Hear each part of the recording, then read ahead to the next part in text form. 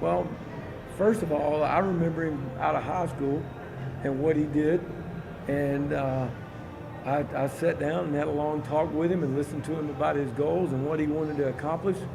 And he's been one of the more impressive guys that we've had in. In fact, he only got in. He got in a little bit later than some of the guys because he had a class to finish up. When he came in, I thought he was as lean as I'd seen him probably in the last 2 years. And watching him move around out there, he looks like what I remembered out of high school. You say, what caught your eye out of high school? I know he's kind of a flashy guy. What caught your eye? Yeah, well, anytime a guy can bend like that and move, and he can create power.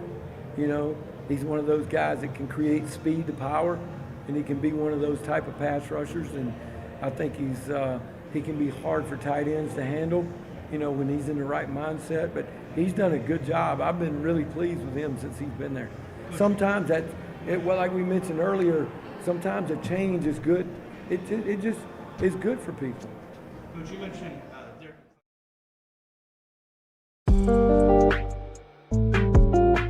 Sav'ell Smalls was born on March 2nd, 2002, in Seattle, Washington. Son to Joseph and Sophia Butler, he has 2 younger brothers, Sincere and Savion. In high school, he attended Kennedy Catholic in Burien, Washington, as a freshman and again as a senior, having attended Garfield High School in Seattle as a sophomore and junior.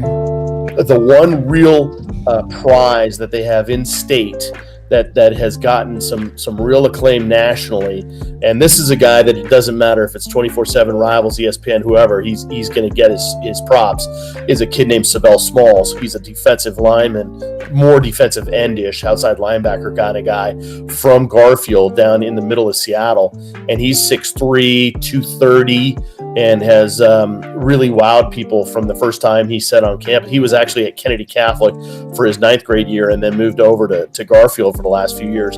And he is a great football player, really instinctual, hard-nosed kid. He's got the body that can grow and become a much bigger frame in college, and he's got the attitude that you love to see. He just gets after it, gets nasty, and Sav'ell's going to be the top guy for sure in the 2020 class. From Chris Peterson to Jimmy Lake, who is the new head football coach in Seattle at Washington, and he joins us on the line right now. Coach, when I throw out that title, and it's the first time that you've been on a show with us, at least as the head coach, you're not tired of hearing that just yet, are you? No, not whatsoever. That's for sure. It's an incredible feeling. It's a great honor, and man, it's been an exciting ride already. And today, obviously, we're all extremely happy that we had all 23 guys sign, and we're fired up. Jimmy, Coach, I got to imagine one of your first calls or first trips was about 10 minutes away to Sav'ell Smalls. What type of player is he, and what will we see at Washington with him on this side of the ball, defense? Yes, right away. It doesn't take rocket science. As soon as you just throw on the tape, you see size, you see strength. He's powerful. He has that quick first step. Special player, and we offered him back when he was a freshman.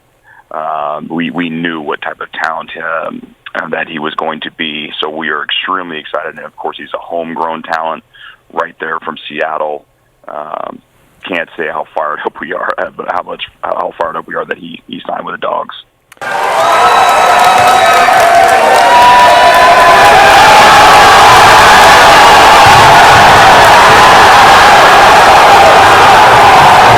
His 3 key aspects, just leadership has just been phenomenal for his program. His intelligence, he's about a 3.8 student, and then just his wanting to be a good and great player.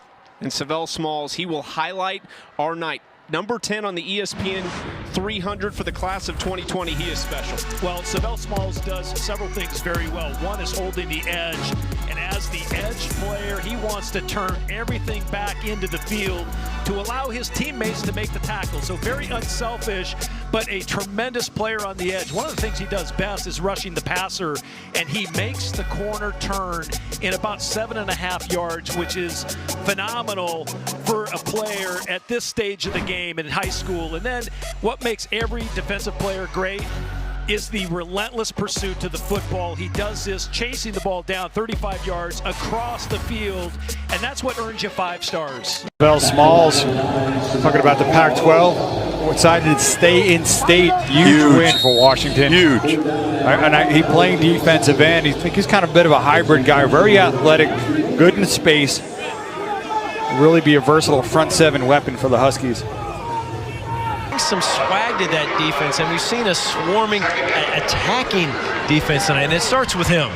Yeah, you look at the difference from last year to this year, just put him on the roster and automatically you get better, and then it raises the play of everyone else around, because now teams have to start double teaming him, which frees up other guys, gets one-on-one matchups. The intimidation factor is there. This guy is a special talent. The following is quoted from the August 15, 2022 article written by Mike Martin of RealDogHuskies.com. When 5-star defensive end Sav'ell Smalls committed to the Washington Huskies, it was a much different college football world. The 15th ranked Huskies were a day away from knocking off USC 28-14 at Husky Stadium. The day before, Smalls announced his intention to sign with Washington, a landmark recruiting moment on Montlake. That was September 27, 2019. COVID-19 was months from first appearing in the United States. Chris Peterson was still the Huskies' head coach. The competition for Smalls was robust. Alabama, Ohio State, Clemson, and Notre Dame were among 31 schools to reportedly make an offer to the Kennedy Catholic product.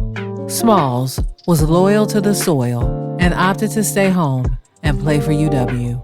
Then, the pandemic happened. Small quite literally stayed home from the onset of the pandemic until the 2022 spring quarter. My parents didn't want me to leave the house, he said. They wanted me to isolate by myself. I was 18 at the time. He attended college online for the first 2 years. No actual classes, all on Zoom, he said. I didn't take a class in person until this past spring quarter. In the span of the 705 days from when Smalls committed to Washington before the raucous home win over USC in 2019 to the loss to Montana at an empty Husky Stadium, the UW football program was experiencing an unexpected downturn. The mighty had fallen. Smalls had envisioned coming off the edge in front of a roaring home crowd at Husky Stadium on a big 3rd down. I got chills thinking about it, Smalls said. Because of COVID, I didn't get to feel the community here for the greater Washington football community. My first year, we didn't even have fall camp.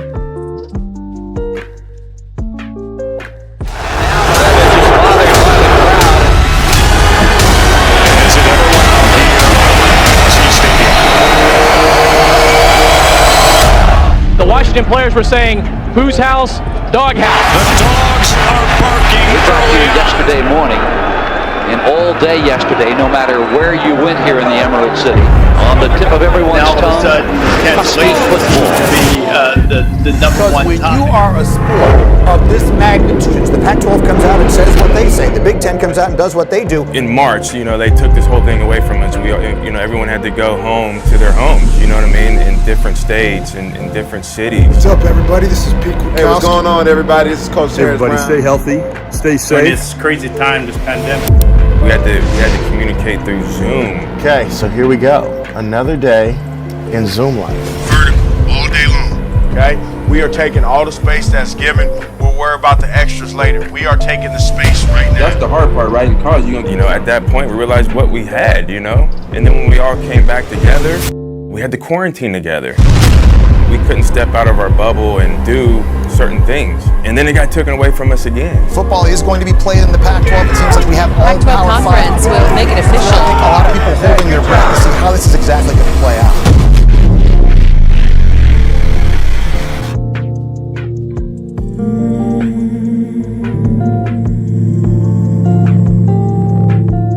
year of sudden change, as we know it in football, from losing the ball and being back on defense. I mean, it's the same thing for us. And we went from being used to doing a similar time plan from minute to minute, what we do in a day, what they go from school back here, and all of a sudden all that was gone.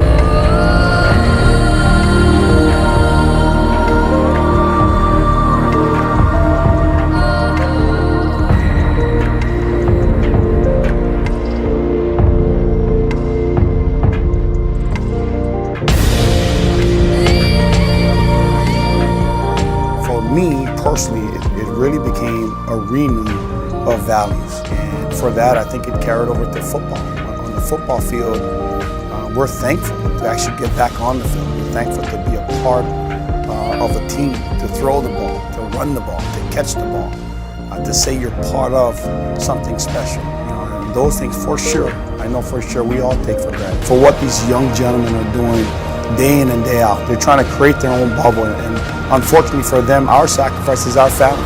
Those players cannot see their family, so they can actually perform on Saturdays for everybody else who's at home wanting to watch this lovely sport, this great sport that we love so much. I'm hoping right now you got some butterflies.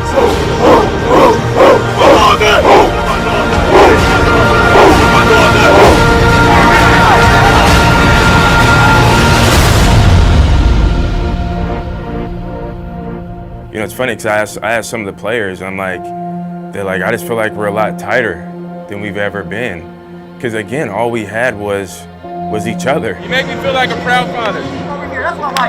Like Coach Lake says, now we get to play football, and we got the type of mindset and the type of mentality that is, we will play whenever, wherever, and it does not matter the time. And that's our mentality. All right, so obviously you guys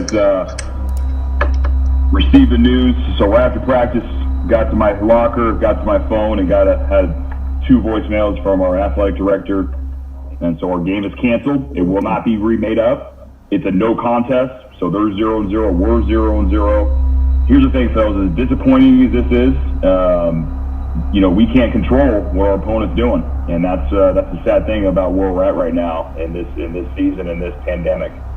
Our opponents also got to be healthy, and so they're not healthy. They can't play, and so the game is not going to be played. There's no flinching, fellas. There's no flinching.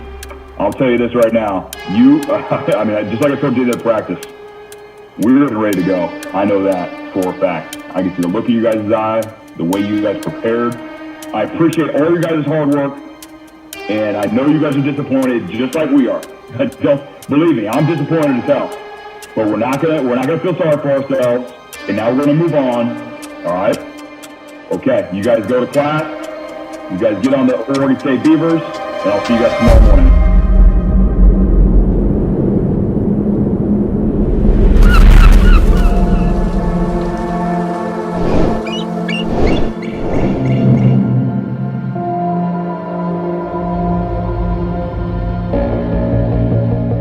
So it has just been an up and down roller coaster type of a year for everybody, not just Husky football.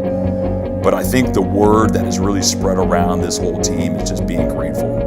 We are grateful to have team meetings.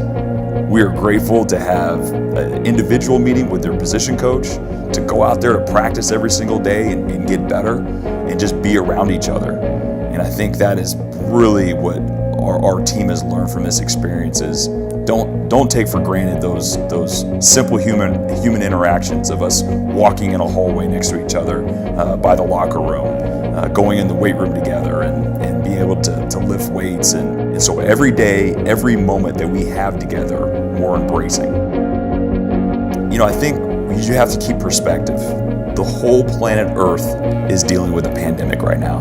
Not just the city of Seattle, not just the University of Washington football team. The whole planet is dealing with this. And if you keep that perspective, now it's like, okay, we're gonna get through this. And how we work through this during this pandemic is gonna make us stronger, more resilient, and tougher at the end of it. One of the anchors of our program is to be bricklayers. And through this adversity, we have been bricklayers. We just have our head down, we continue to work, and we know some good things will come of this.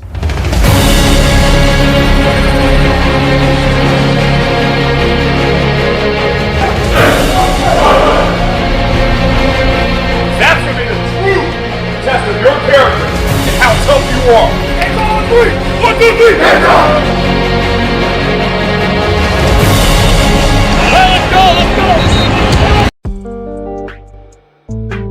In 2020, Sav'ell Smalls played in all 4 games during his true freshman season, starting 1. He made 1 tackle in the win over Arizona. He had a season-best 5 tackles in extensive action against Utah. He earned his first college start versus Stanford and made 1 stop versus the Cardinal. Experience as a starter in the SEC from his days at South Carolina. They too will use their run game by committee. And the first carry is Jordan Wilmore.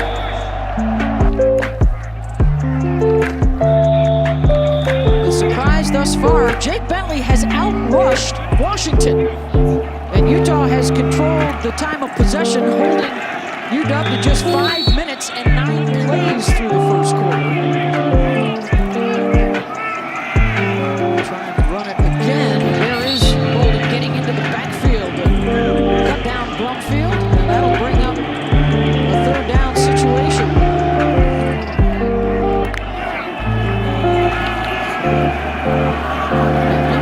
With time. And you let the true freshman Ty Jordan find a way. Jordan will get the call again, burrowing his way down to about 3.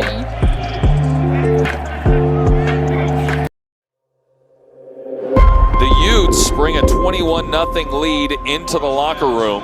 They are staring at their biggest halftime deficit in 5 years. Let's go. That ain't us. You guys are playing hard, but that ain't us. Hey, I told y'all it's gonna be a street fight now. You felt the little punch, the little left hook. They gotta feel our punch now. You hear me? They gotta feel our punch. It's gonna be a street fight. 2 more quarters. Let's go. Offense, we're starting with the ball. Let's go.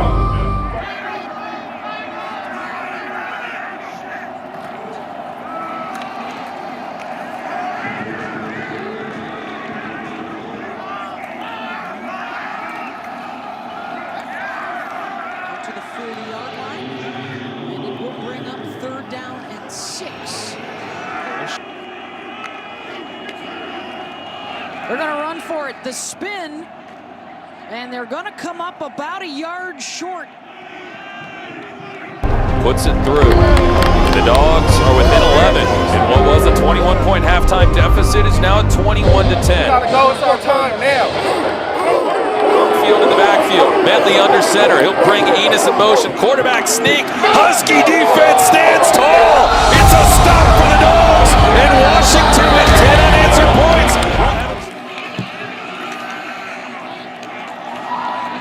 Nice cut to get down inside the 20 from Brumfield. 21-17. Looking for their biggest comeback since 1988. In the pocket, rolls out to the left. Morris fires downfield. Got a diving Puka Nacua. Out to Morris. He's back to pass. Rolls out to the left. Morris fires downfield. Pumped it up into the end zone. Touchdown Washington with 36 seconds to go. He's going to heave it downfield. Throws toward McDuffie. Intercepted. It's picked up by Trent McDuffie, and the Dogs spill out onto the field. They're going to win the football game. Washington 24, Utah 21. The second biggest comeback in the history of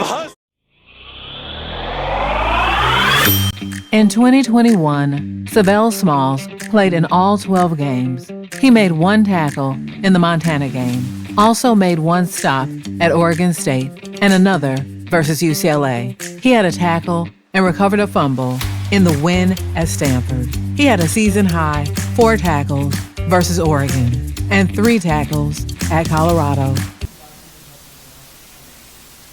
A whole bunch. It helped us, first off, with him not losing any years, right? So we were able to put him out on the field. But for him to, from high school to college, and I'm sure Sam Hewitt is probably experiencing that, the speed of the game is so fast, and that's what you got to get used to. Sav'ell had to get used to not only the speed, but the offensive guys that are, 350 pounds that are moving just as fast as him. and they're really good at technique. So he went from becoming a powerhouse rusher to now having to use technique, now having to attack joints and whatnot. And I think he is a student of the game. He's up in my office almost every day, so that's very encouraging. But he's only going to get better. I mean, what your expectations of him are, it'll come to fruition.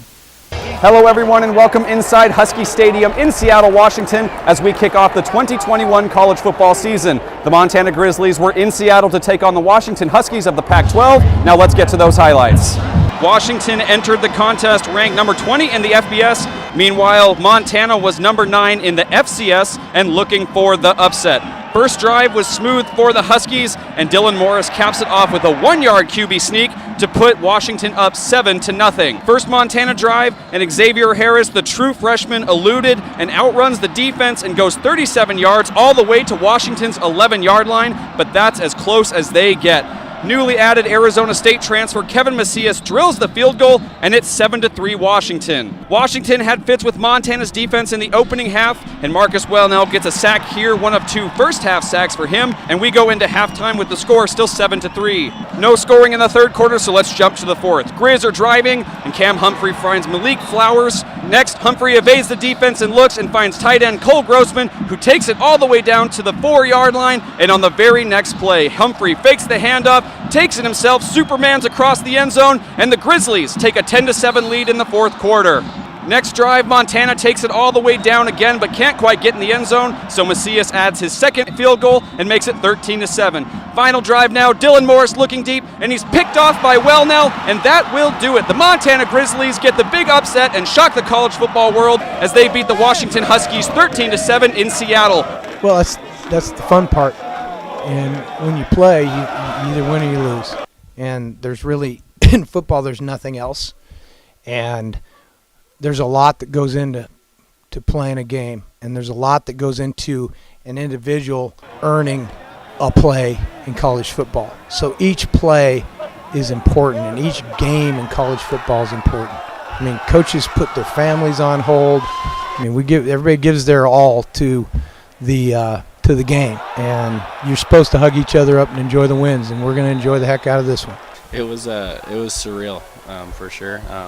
But like I was saying all week, it's just another football game, and we went and showed that today, and I have a heck of a team around me, and I'm blessed to be a part of this team. Yeah, I mean, you said it's just resilience. Our O-line played amazing. Our running backs, they ran the ball really, really well, and like I said, I just had to do my job, and cards fell. Reporting at Husky Stadium in Seattle, Washington, I'm Kyle Hanson with MTN Sports. Here in the Northwest. Washington coming in at 4-4 against the 7-1 Oregon Ducks. And it'll be 1st and 10 from the 25-yard line for quarterback Anthony Brown. First-round pick. Running the ball again, picking up the first down, it's Travis Dye. Oregon 4 of 9 on third downs, and they'll convert again. Travis Dye moving the chains, and back to Cristobal. Georgia's that not only will they match up skill-wise, but they'll also match up in the physical department. On 3rd and 10, Brown quickly completes it, and that's going to be short. That's Ferguson, who looks discernibly short. Dylan Morris. Got to be better, not get those delays. Washington's head football coach Jimmy Lake just apologized for a sideline outburst in last weekend's loss to the Oregon Ducks. The university suspended Lake without pay from now until Sunday, so he'll miss next week's game against ASU. He was seen running down the sideline and hitting one of his players in the face mask. The player was seen arguing with an Oregon player seconds before. Lake's reaction was caught on the national broadcast and immediately drew backlash online. In announcing his suspension, athletic director Jen Cohen said, "While we do not believe that his actions were intentional or deliberate, we can have no tolerance for a coach interacting with a student in this manner." Defensive coordinator Bob Gregory will serve as the acting head coach this week. Lake, who is a graduate of Spokane's North Central High School, tweeted an apology this afternoon. He said in part, "I fully accept the decision that was made. Our team has a right to expect better than what I displayed on Saturday, and I'm committed to doing just that." It's not the only turmoil on Montlake. The university fired their offensive coordinator on Sunday, one day after that loss to the Ducks. Breaking news out of college football. Washington has fired head coach Jimmy Lake. This is according to multiple reports. This comes after he was suspended for Saturday's loss to Arizona State after getting into a sideline altercation with one of his linebackers. Huskies will owe Lake his full $9.9 million buyout, and defensive coordinator Bob Gregory is going to be the interim coach for the rest of the season. Lake, who took over after Chris Peterson stepped down in 2019, went 3-1 in last year's COVID-shortened campaign, but fell to 4-6 this season. All right, so he was an assistant and then elevated up after Chris Peterson stepped down. And ultimately, as we mentioned, 3-1 in the COVID season, which was shortened out there in the Pac-12, and then 4-6 this season. So the total record, they're not great. And you see, that's not going to be good enough, plus the altercation. And now Washington is very, very, very much in flux. Look, they had a lot of people that wanted that job. People they've talked to all across the country. You can imagine they were the who's who of the names in all the recent searches. There's a lot to like about that job. It's a great stadium, a great city, a great culture there on campus. Let's go get a coach. Husky fans, get used to the name Kalen DeBoer. The deal is done, and DeBoer is heading to Seattle to become the next head football coach on Montlake. Go Dogs! Go Dogs! It's my honor today to congratulate and welcome Coach DeBoer. He's going to do things the right way, the Washington way, and he's going to win doing it. So why Washington? Why Washington? This program's got a strong history and tradition, national championships, and that's something, as you know, if you've kind of taken a look, that's something I like to be a part of, okay? And it's being the best. I cannot wait, because I understand the value of these great people who have gone through this program. I cannot wait to get to know the alumni. I want this to always be home for you. It doesn't matter which staff you played for, it doesn't matter. Okay? This is always supposed to be home. But I think for that place and that fit and what the blueprint is to have success at UW, which is be physical, be intentional, be consistent. And again, to this generation of athletes, this guy's thrived everywhere he's been. If you look at the recent years, as college football and this generation has changed. We're going to be persistent. We're going to be relentless. Those are words we're going to talk about and things we're going to do. But it's about being consistent at that level. That's important. 70,000, 83 capacity. Sold out stadiums. Washington has such an advantage. Sold out Husky Stadium is what it's going to be all about. This place is rocking. Making this a home advantage. You just won't help, other than watching some great football as well, won't help but love what you see and want to feel a part of it and continue to join along and make this place special.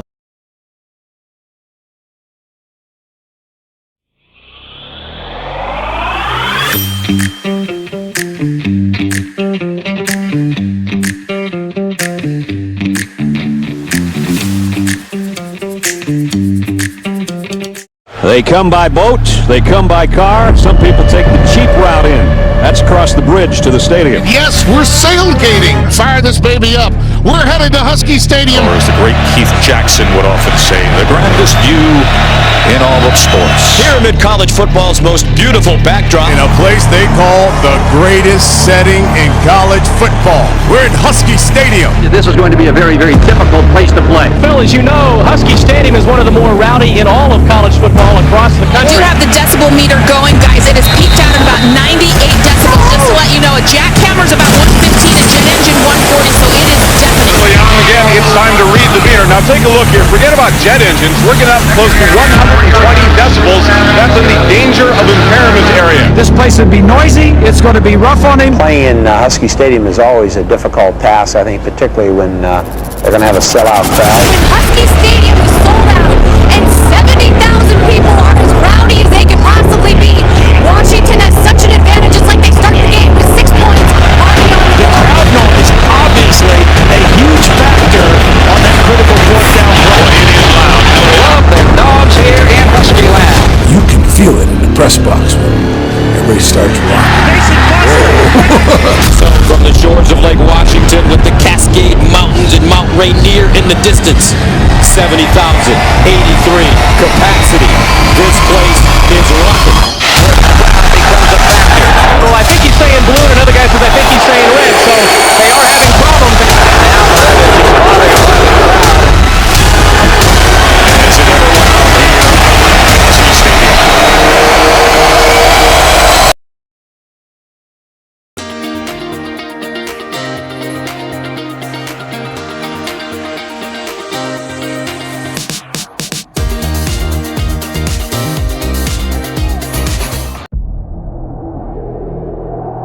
my dogs at? Where my dogs at?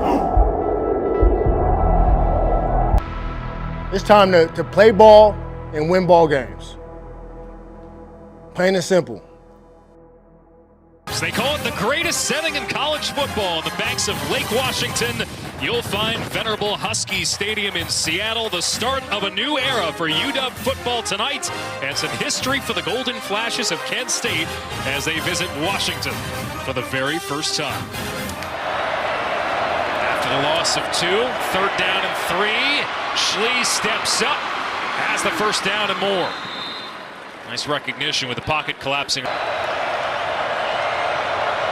Big back in there, Brian Bradford.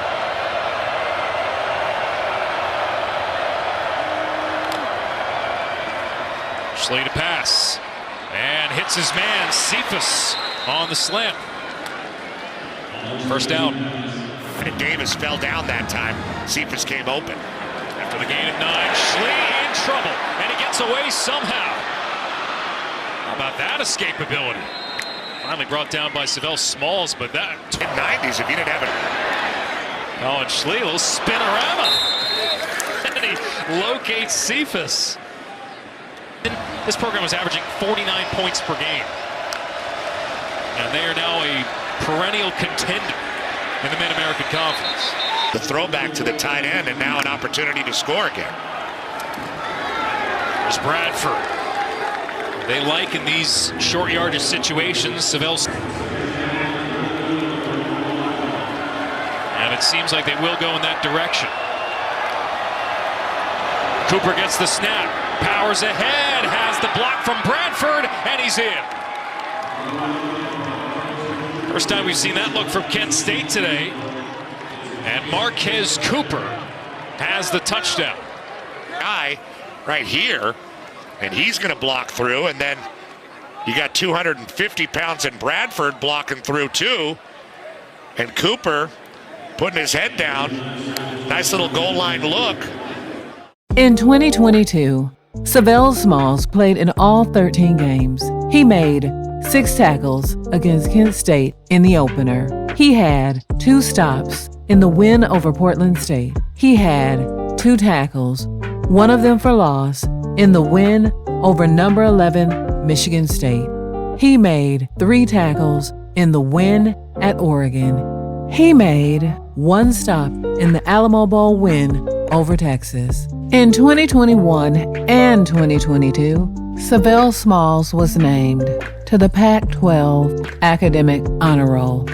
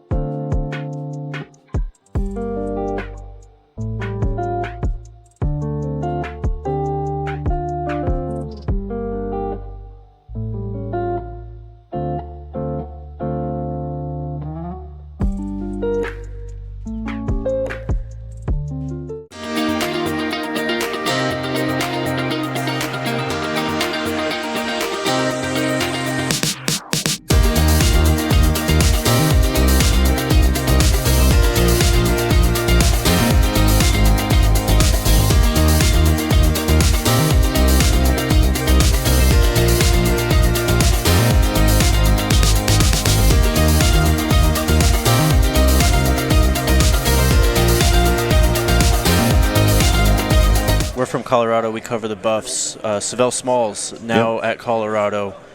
I guess, what does he need to do to actually hit, that ceiling or hit his potential that he was recruited at, really? Mm-hmm. Yeah, I mean, Savell's a great football player, and a great kid, great person. He's not a kid anymore, so I shouldn't say it that way, but he's a great person. I think the world of Sav'ell.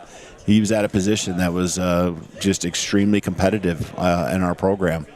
And so, I always wish nothing but the best. I mean, this time of college football comes and goes so quickly, and so going to wish nothing but the best for good people, and he's a good person. And, I think he's on track. Everyone always asks that question, like, what's he got to do more? What's Well, he's just got to find a place where maybe there isn't, first team All-American or two, right, lined up in front of him. And so, I think you'll be happy with what you got there with Sav'ell, and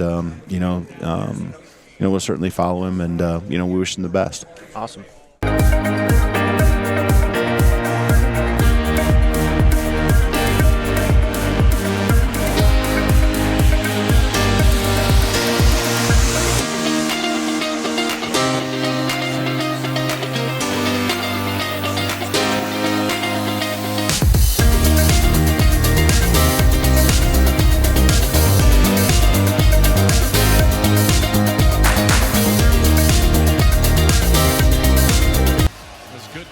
By Sav'ell Smalls, transfer from Washington, number 13. He was the one chasing Sims. Here he is. There's Smalls. And I think he lands on that left foot. Yeah, he did. Gus, you see how he lands right there, and it kind of bends backwards, and that's why Sims is on the ground.